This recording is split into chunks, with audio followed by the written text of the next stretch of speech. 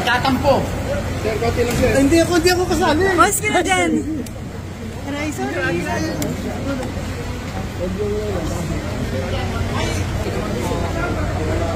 Father Mike.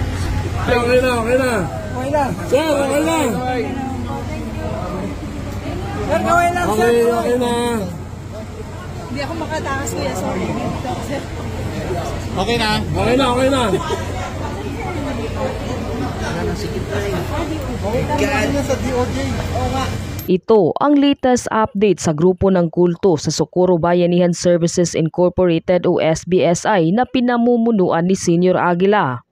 Humarap na sa pagdinig ng Department of Justice si Jeren Esquilario o Senior Aguila at ang iba pang leader ng nasabing grupo. Narito ang buong detalye. Ngunit bago tayo magpatuloy, huwag kalimutang i-like, share, subscribe, and click the notification bell for more updates and for more upcoming videos. Maraming salamat!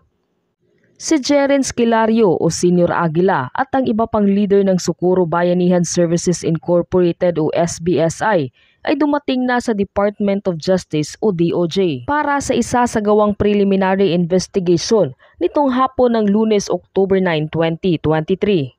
Dumating rin sa Department of Justice ang mga umano'y biktima ng Socorro Bayanihan Services Incorporated. Diringgin sa Department of Justice ang mga reklamong trafficking, kidnapping, serious illegal detention at child abuse laban kay Senior Aguila at ng mga kasamahan nito.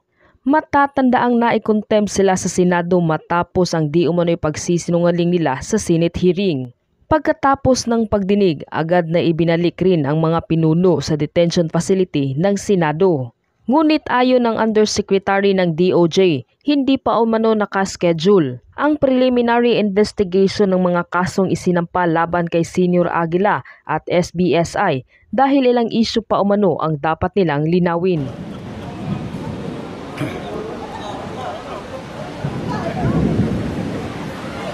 Ayun na.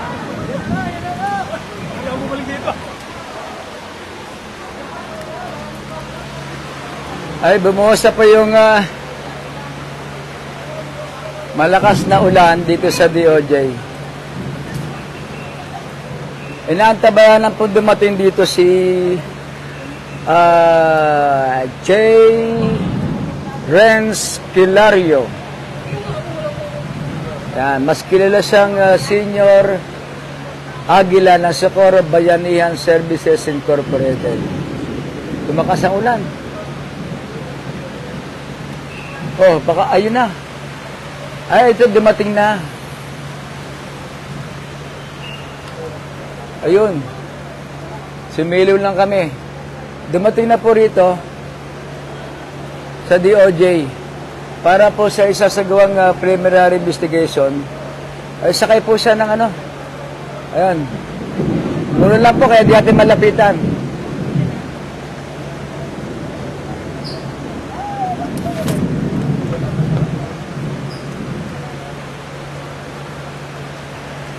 Ay, lakas. Excuse lang. Ay, nasa akin eh. Ay, ano talaga yata yan eh. Grandia. Santo Niño talaga yan. Dumating lang eh. Mga dumating lang, umulan na. Ay, init naman kanina eh. Talaga. Bumuhos yung malakas na ulan ah. Ang maghahatid po sa kanya, nagdala rito, ay yung sa Office of the Senate Sergeant at Arms. Bukod dito kasama ni Rini, bukod kay Aguila, Senior Aguila, kasama nito si Mamerto Galanida, ang Vice Presidente ng SBSI. Ayun o, inabutan ng ulan.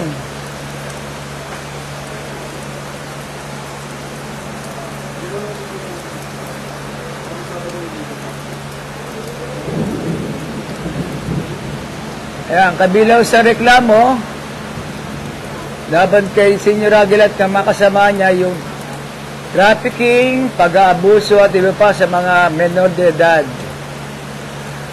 Si Senior Aguila po ay na-detain. Kasama niya sa Senado, yung mga kasama niya sa Senado dahil sa napatawan ng contempt. Bubuhos ang ulan, dumating lang si Senior Aguila.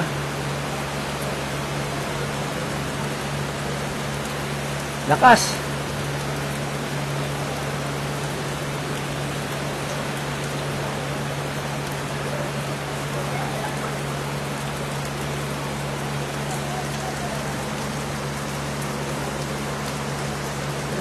Pagpasok sa gate ng DOJ, ayun, bumuhos po yung napakalakas na ulan. Kaya mga reporter, andun na sa gilid, yung mga cameraman. Hindi sila makakuha ng video at picture. Sobra po lakas ng ulan, ha?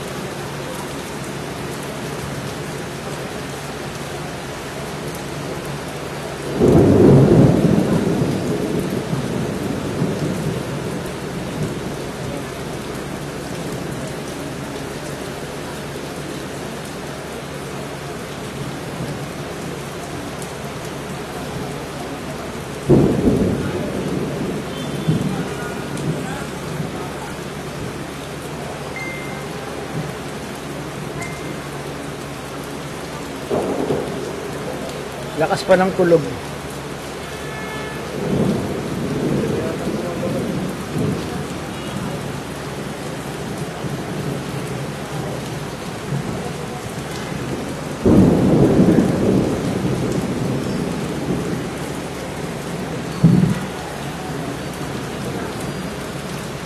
Pero yung mga complainant ko, yung mga minor de edad, kanina pa po dumating, alauna. Nasa loob na ng DOJ para po sa isasagawang preliminary investigation.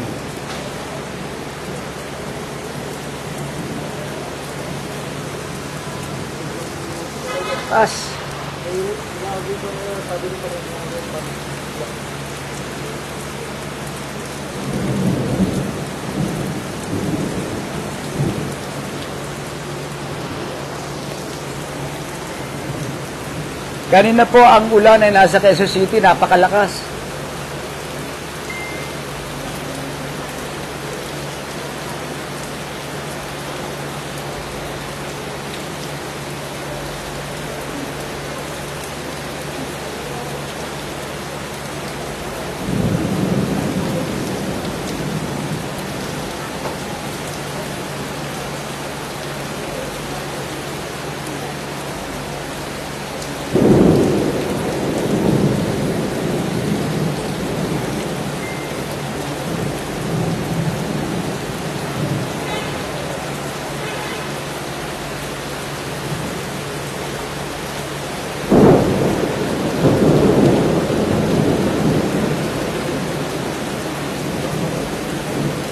Dali lang po, ha.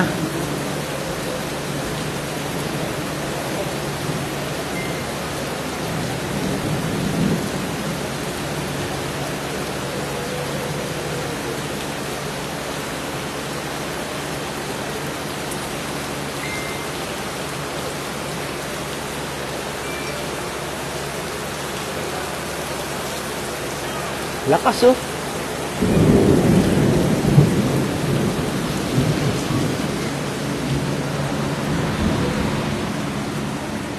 Pasok lang ako dito sa Ibabayad mo. pasok lang po ako sa press office namin. Ayan. Andito na raw eh. Yung van, ang alam ko collective. Biglang lumakas ang ulan eh. Silong muna tayo sa press office po namin.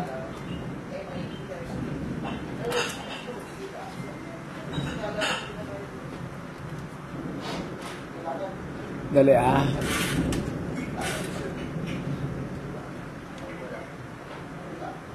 Para masilip natin.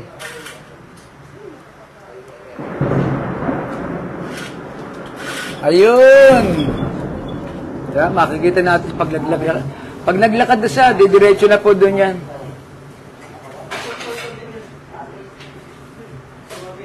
Fernando Leguin, hindi pa po bita yan. Maghihiring pa po.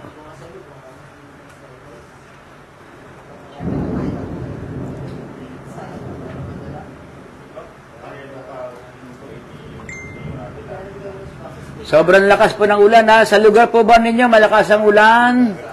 Dito po sa DOJ, sobrang lakas. Ang dilim ng kalangitan, kumikidlat-kidlat pa. Malayo Roberto Jr. Kuya Boy, kanta ka naman tuwing umuulan at kapiling ka. Salbahe ka Roberto, malayo ha. Das Lopez, shoutout Aguilar, Pangasinan. Ayun, kumikidlat, kumikidlat.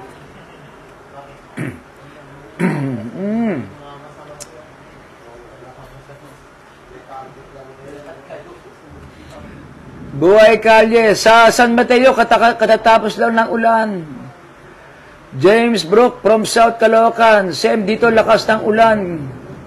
Sabi ni James Brook. Sobra. Pag tumagal to, sigurado baha na naman ang Maynila. Mamaya na ako lalabas. Andun yung mga cameraman, nag-aabang. Basang-basa sila.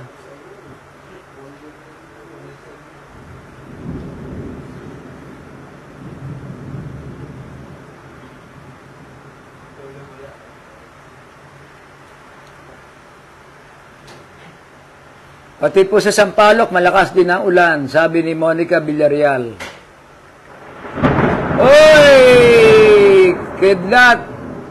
May bagong balita ito. Malaki ba ito, Mads?